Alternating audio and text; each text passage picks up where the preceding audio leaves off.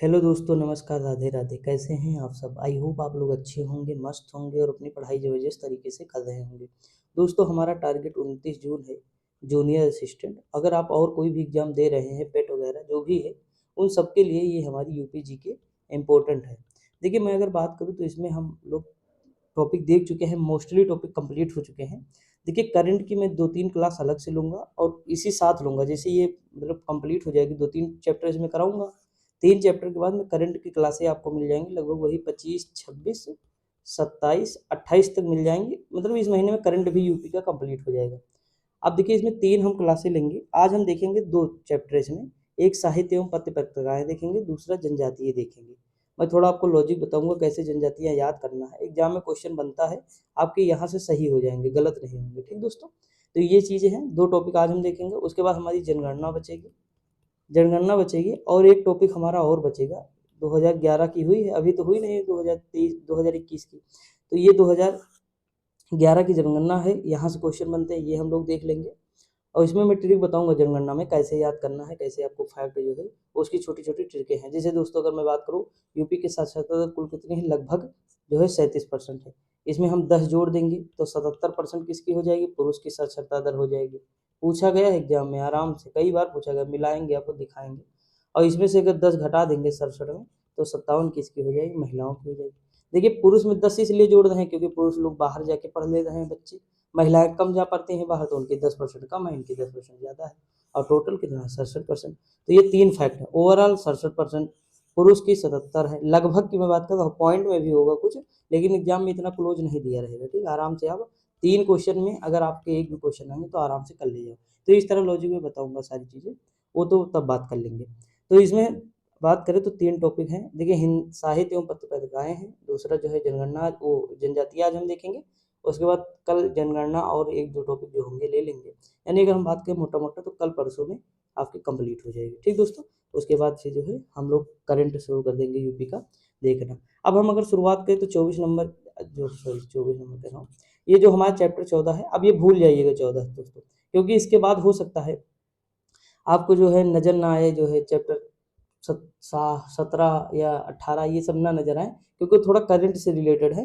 लेकिन ये पुरान हो जाएगा करंट थोड़ा, तो हम वो नहीं करेंगे कवर। ठीक दोस्तों? तो हम अपने मन से कराएंगे, थोड़ा आपको अलग से एक बुक है हमारे पास छोटी सी, वो हम कराएंगे। देखिए, अगर हम बात करें, हम शुरुआत करते हैं, ज़्यादा टाइम नहीं लेते हैं दोस्तों, 2 टॉपिक क्योंकि कवर करने हैं। देखिए, इसमें जो हमारा पहला क्वेश्चन लिखा हुआ है कि निम्नलिखित में से कौन सा बेमेल है? अब देखिए, जगनिक कवि आल्हा चरित है, सही है दोस्तों। देखिए, चंद्रकांता अगर आप जानते होंगे, देवकी नंदन खत्री, हम लोग हाई स्कूल में पढ़े होंगे, कई बार आप पढ़े होंगे कि थोड़ा सा देवकी नंदन खत्री, ठीक, थोड़ा सा अगर आपके ध्यान होगा तो हाई स्कूल में देवकी नंदन खत्री, चंद्रकांता आपको कई बार पढ़ाई होंगी, मैम वगैरह जो भी पढ़ाई होंगी हिंदी, तो हम लोग कई बार पढ़े हैं। ठीक, तो चंद्रकांता ये हो जाएगा। तो ये सवाल नहीं पैदा हो रहा है यहाँ पे, यानी ये वाला गलत हो जाएगा। बस हमें बेमेल बताना, तो यही गलत। बाकी मैथिली शरण साकेत हो जाएगा, वृंदालाल वर्मा मृगनयनी हो जाएगा। और अगर हम बात करें तो इनकी देख लीजिए, कवि विद्याधर की क्या है? एकावली है। क्या है? एकावली है दोस्तों। अगर हम आगे बात करें शतरंज के खिलाड़ी, ये हो जाएंगे मुंशी प्रेमचंद जी। इसके लेखक कौन है? मुंशी प्रेमचंद जी। अगर मैं बात करूँ हिंदी में, मैं आपको जो करा रहा हूँ हिंदी, उसे जरूर देखिए, उसमें मैं लेखक ये सारी चीज़ें कराऊंगा भी। ठीक दोस्तों? लेखक कराऊंगा, रचनाएं जितनी भी हैं, पत्र पत्रिकाएं, वहाँ भी कराएंगे। अगर हम आगे बात करें तो देखिए, ये इनकी जो रचना हुई थी अक्टूबर 1924 में की गई थी, यह माधुरी पत्रिका में छपी थी। 1977 में सत्यजीत रे ने इसी नाम से एक कहानी पर आधारित एक हिंदी फिल्म बनाई। यह पतनशील सामंतवाद का जीवंत चित्र प्रस्तुत करने वाली रचना है। अगला है, निम्न युग्मों में से कौन सा बेमेल है? अब युग्म देखिए, जैसे जयप्रकाश जो है कमायनी हो जाएंगे, हरिवंश राय बच्चन मधुशाला, महादेवी वर्मा गोदान नहीं दोस्तों, ये हो जाएंगे कौन? प्रेमचंद जी। कौन? प्रेमचंद। तो ये याद रखेंगे थोड़ा सा, बाकी सही है। मैथिली शरण साकेत हो जाएंगे, गोदान। अब देखिए, जैसे जयशंकर प्रसाद की कौन कौन है? कमायनी है, झरना है, आंसू है, लहर है। हरिवंश राय बच्चन जी की कौन है? मधुशाला है, मधुबाला है, सतरंगिनी है। हरिवंश राय बच्चन हो गए। उसके बाद मैथिली शरण गुप्त जी की कौन सी है? साकेत है, पंचवटी है, यशोधरा है। अगला है महादेवी वर्मा की, जैसे यामा है, परिक्रमा है और निहार है। तो ये याद रखेंगे। अगला दिया है मुंशी प्रेमचंद जी, तो गोदान हो जाएगा इनका और गबन हो जाएगा। ठीक दोस्तों? गोदान, गबन, सेवा सदन, ये सब प्रेमाश्रय, ये सारी इन्हीं की हैं। अगर हम आगे बात करें दोस्तों, क्वेश्चन देख लेते हैं। कवि मलिक मोहम्मद जायसी, तो इनकी पद्मावत है, मैंने कई बार आपको बताई भी है। इसी में दोस्तों जो है सामंतवाद जब चरम पे था अपना, तो वो दर्शाया गया था। उस हिस्ट्री में मैंने आपको बताया होगा कि उसमें लिखते हैं, ये जो है कौन लिखता है, चंद्रप्रभा जी, कि जाकी बिटिया सुंदर देखी तापर धरी जाए तलवार, यानी जिसकी लड़की सुंदर देखी गई थी उस पर तलवार धर दी जाती थी। अब देखिए सामंतवाद, जैसे अमरीश पुरी है, सामंतवाद जितनी अमरीश पुरी की मूवी ज़्यादातर देखे होंगे पुरानी, वो सब सामंतवाद है, जब जिसमें वो जमींदार रहता है ना। तो ये चीज़ है, आप देखते होंगे जिस लड़की को उसका दिल आ जाता है उसे अपने यहाँ बुलाने की कोशिश करता है। तो ये सारी चीज़ें सामंतवाद की दर्शाती है, मैंने हिस्ट्री में आपको पढ़ाई होंगी। तब वहीं से दोस्तों पर्दा प्रथा की शुरुआत होती है, क्योंकि धर्म में कहा गया है, ऐसा जो हमारे धार्मिक ग्रंथ है उसमें क्या कहा गया था, उसमें कहा गया था कि किसी लड़की की शादी हो गई जिसे, तो जो है उस उसकी ओर नहीं देखना है। तो ये सारी चीज़ें हैं, इसीलिए जो कम उम्र में शादी हो जा रही थी, बाल विवाह हो रहा था। आप समझ रहे हैं कि नहीं, थोड़ा बहुत समझ रहे होंगे तो ठीक है, बाकी और डिटेल में हम लोग हिस्ट्री वाली क्लास में कई बार चर्चा भी किए हैं। अब दोबारा से जब हम जीएस स्टार्ट करेंगे ना, तो वहाँ जो क्वेश्चन आएगा तो हम वहाँ से देख लेंगे। अब देखिए पद्मावत मलिक मोहम्मद जायसी है। देखिए मेरी एक बहुत ख़राब आदत है, या कह लें अच्छी आदत है, जो भी है दोस्तों, अगर मुझे एक चीज़ यहाँ कुछ नज़र आया और मेरे माइंड में उससे रिलेटेड चला, चाहे वो हिस्ट्री हो, ज्योग्राफी, पॉलिटिकल हो, कुछ भी हो, एक चीज़ अगर देखिए कितनी चीज़ें बीच बीच में हवा में बताता चलता हूँ, क्योंकि मेरा क्या है, अगर कुछ चीज़ें आ जाती हैं ना तो माइंड में अपने आप वहाँ जाता है माइंड, और तुरंत जो है मैं वो चीज़ बता देता हूँ आपको, क्योंकि वैसे है ही है। अभी मान लीजिए मैं पढ़ रहा हूँ, जैसे आप जानते होंगे, एक होता प्रयोग, एक होता उपयोग, दोनों में अंतर है दोस्तों। ठीक, मैं आज ऐसे पढ़ रहा था, मेरे माइंड में आ गया, तुरंत मैंने सर्च किया चैट जीटीपी। ये बहुत ज़्यादा इंपॉर्टेंट है, इसे यूज कर लीजिएगा अपने जीवन में, अगर अच्छी खासी जो है। आमंत्रण एक है दोस्तों, और एक होता है निमंत्रण। आप सुने हैं, सारे सुने होंगे। लोग कहते हैं मैं आपको आमंत्रित करता हूँ, लोग कहते हैं मैं आपको निमंत्रित करता हूँ, यानी मैं आपको निमंत्रण देता हूँ। तो ये चीज़ है, देखिए थोड़ा अंतर देख लीजिएगा। निमंत्रण जो होता है ना दोस्तों, निमंत्रण किसी विशेष, जब कोई विशेष चीज़ होती है, जैसे विवाह है, मुंडन है, शादी, ठीक, ये सारी चीज़ें अगर होंगी तो वहाँ हम निमंत्रण देते हैं, ये विशेष बुलावा है। क्या है, विशेष बुलावा है। लेकिन जो आमंत्रण होता है ना, या आमंत्रित करते हैं, तो जैसे यूट्यूब पे मैं पढ़ा रहा हूँ तो आप लोगों को आमंत्रित कर रहा हूँ, क्योंकि दोस्तों कोई सभा, कोई सम्मेलन होगा, ये बुलावा एक आम है, इसमें कोई विशेष नहीं है, क्योंकि यहाँ कोई शादी नहीं हो रही यूट्यूब पे ना। तो ये चीज़ है, तो जब आम होता है कोई चीज़, आम बुलावा होगा, तो वहाँ क्या होगा, आमंत्रण होगा, या आमंत्रित करता हूँ, ये भी यूज हो सकता है। सब समझा कि नहीं, तो ये दोनों में थोड़ा सा यही अंतर है, याद रखेंगे। अगर हम आगे बात करें प्रयोग, तो प्रयोग हमेशा जो है, अगर किसी चीज़ का जो हम प्रयोगशाला में जैसे उपयोग होती है कोई चीज़, जैसे कोई चीज़ हम बना रहे हैं तो उसका हम क्या कर रहे हैं, प्रयोग कर रहे हैं। कोई चीज़ बना रहे हैं, उसका प्रयोग कर रहे हैं, जैसे साबुन बना रहे हैं, तो साबुन जब बनेगी तो उसका हम प्रयोग करेंगे, लेकिन जब साबुन बन जाएगी ना तो उसका हम इस्तेमाल करेंगे, यानी हम उसका उपयोग करेंगे। क्या करेंगे, उपयोग। तो जब कोई चीज़ जब हम बना रहे होंगे तो वो जो है क्या कहलाएगी, प्रयोग कहलाएगी। और जब वो बन के रेडी हो जाएगी और उसका जब हम उपभोग करेंगे या हम उसका इस्तेमाल करेंगे ना, तो उपयोग कहलाएगा। क्या कहलाएगा, उपयोग कहलाएगा। बहुत लोग गलत कर देते हैं छोटी छोटी चीज़ें, जहाँ प्रयोग लगाना चाहिए वहाँ उपयोग लगाएंगे, जहाँ उपयोग लगाना चाहिए वहाँ प्रयोग लगाएंगे। तो ये सब चीज़ें जो है आपको जानना चाहिए, ठीक।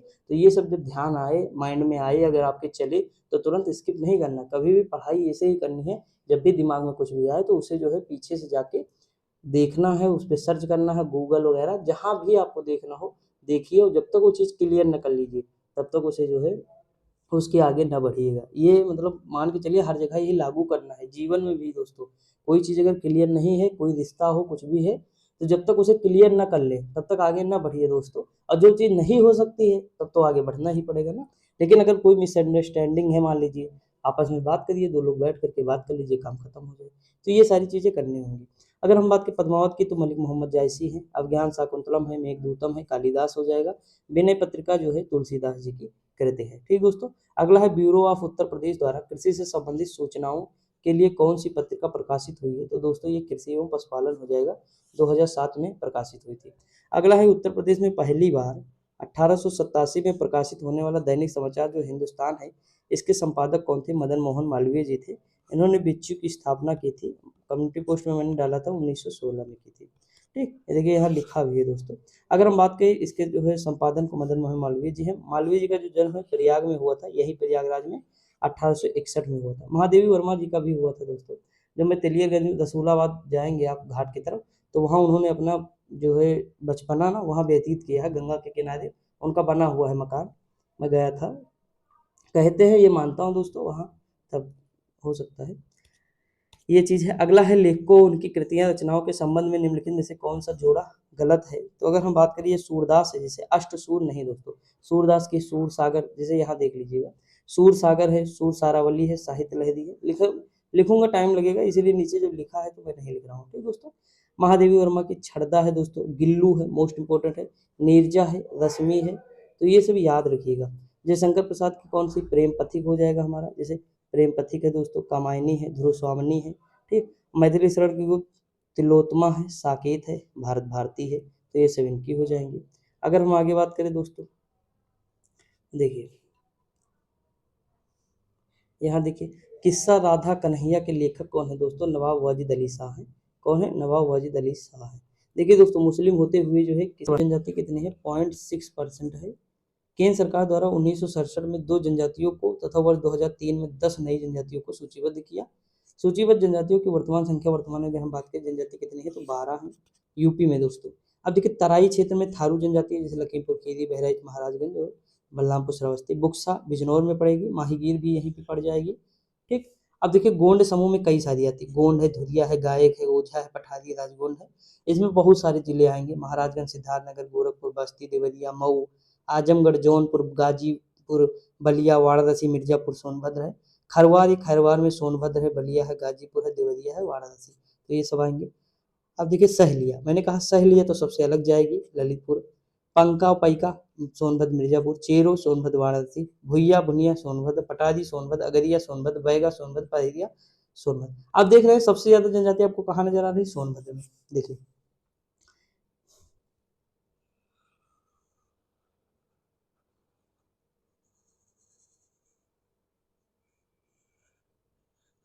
ये यूपी का मान लीजिए मैप है, बेहतरीन बन गया दोस्तों, मुझे यकीन न था इससे बन जाए ये। हट गया। देखिए, एक सेकेंड, मैं सोच रहा हूँ आपको रट जाए दोस्तों, बात ये है, थोड़ा बड़ा बनाएंगे ना मैप। देखिए, अरे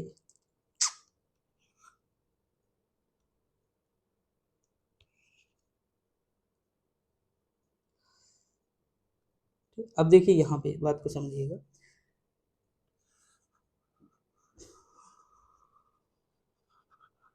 ये हमारा यूपी का मैप हो जाएगा दोस्तों।